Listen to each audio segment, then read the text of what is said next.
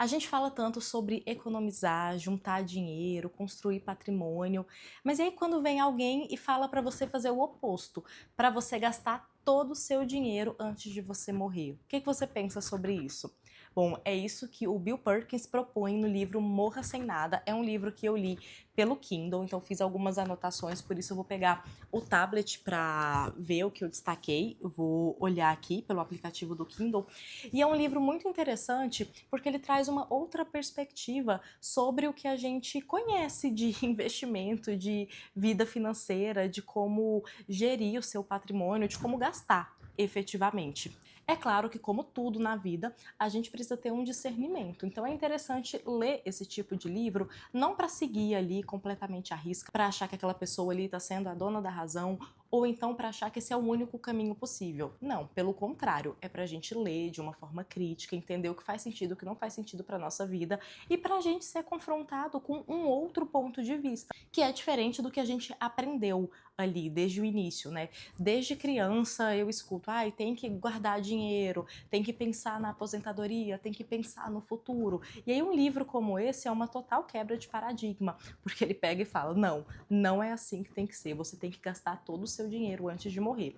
E aí um outro parênteses aqui, de novo, vou reforçar, a gente tem que ler esse tipo de livro de uma forma crítica, entendendo que ele é feito para uma realidade muito específica. Então ele traz ali exemplos que estão muito relacionados ao contexto norte-americano. Há pessoas que já têm uma alta renda, pessoas que já têm dinheiro para as próximas gerações, o que não é o caso da maioria das pessoas quando a gente olha para o Brasil como um todo. Então é interessante ter esse recorte, mas a leitura ela é válida mesmo assim, mesmo sendo um texto feito e pensado por um outro contexto. Bom, ressalvas feitas, vamos ao livro em si. O que ele diz? Eu até grifei aqui logo no começo que ele diz que para aproveitar ao máximo o tempo e o dinheiro, a gente precisa avaliar muito o momento. Então, para aumentar a realização da vida como um todo, é importante que vivamos cada experiência na idade certa. O que ele quer dizer com isso? Por exemplo, eu, quando mais nova, tive uma experiência de viajar sem muito compromisso, de ficar em hostel. Pode ser que quando eu chegue nos meus 50 anos, essa experiência já não faça sentido nenhum. Eu já não queira ficar em hostel, eu não quero viajar compartilhando quarto com outras pessoas. Isso só faria sentido em um momento muito específico da minha vida. Então é isso que ele comenta. Ele traz logo no início do livro o exemplo de um amigo dele que vendeu tudo, se endividou, pegou dinheiro emprestado, foi fazer um mochilão, ficou acho que 2 meses fora, não lembro bem ao certo a quantidade de dias, e depois voltou. E esse amigo, quando foi viajar, convidou o autor para viajar também. Ele falou, não posso fazer essa dívida. Só que quando o amigo retornou, ele percebeu que ele não estava mais rico que o amigo. Ele não tinha juntado mais dinheiro e ele perdeu uma experiência de vida que não poderia voltar. Então é isso que ele traz. Ele fala muito da importância, sim, de planejar o seu futuro, mas sem deixar com que isso faça você não aproveitar o seu presente. Então ele cita exemplos de pessoas que deixam de viver momentos com os filhos para trabalhar mais, para juntar e para deixar mais dinheiro para o seu filho. Só que às vezes o seu filho ele vai se lembrar mais e se preocupar mais daquele momento com você. Aquele dia na escola que você foi ver uma apresentação, esse tipo de coisa que não volta. Então um exemplo que ele trouxe é que a filha dele adorava assistir um filme com ele, assim, criança, né, que vê o mesmo filme 10 vezes seguidas e não enjoa. E aí em um determinado momento ele chamou a filha para assistir esse filme e a filha não quis mais. Ela já era adolescente e o filme era muito infantil. Então ele percebeu que o tempo passou. Por mais que ele quisesse, ele não poderia sentar no sofá e ter aquele momento de pai e filha assistindo o mesmo filme com ela. Então é isso, o tempo está passando, as oportunidades estão passando e a nossa vida, o que vai importar no final é a soma das nossas experiências. E quando a gente deixa de viver uma experiência pensando no futuro, pode ser que quando esse futuro chegar, a gente não consiga aproveitar mais essa experiência, porque não vai mais fazer sentido, porque a gente não vai ter mais saúde. Ele fala desse ponto da saúde também, que a gente acha que vai ter uma saúde eterna ali pro resto das nossas vidas, mas pode ser que não, pode ser que com 60, 70 anos a gente não consiga esquiar, correr uma maratona. Claro que tem os outliers, né, as pessoas fora da curva que fazem isso, mas não é a regra, é a exceção. Um outro exemplo que o autor traz no livro é de um presente que ele deu para sua avó ou bisavó, que ele deu assim $10.000. E ele percebeu que ela não se importou muito com esse dinheiro, ela não fez muita coisa. Ela só usou esse dinheiro para comprar um suéter baratinho para dar de presente, nem foi uma coisa para ela, e o dinheiro ficou ali parado.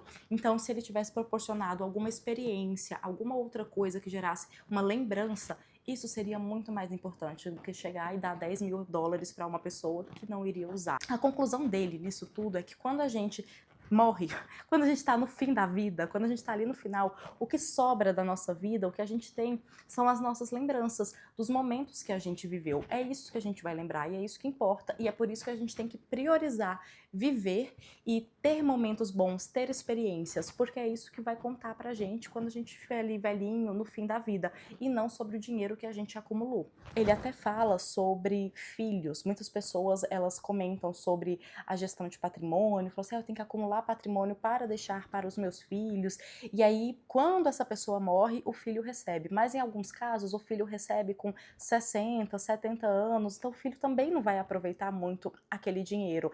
E o que ele traz é que é mais importante você doar em vida, tanto para caridade quanto para os seus filhos, para quem você quiser, porque quanto mais cedo aquela pessoa ou aquela instituição receber esse dinheiro, mais vai ser útil na vida dela. Então, por exemplo, o seu filho tem 30 anos, ele precisa muito mais do dinheiro agora do que quando ele tiver 60. De novo, um contexto muito específico, norte-americano, de uma família bem-sucedida. Mas é uma reflexão interessante de toda forma para a gente olhar dentro do nosso contexto familiar, dentro das nossas escolhas de vida.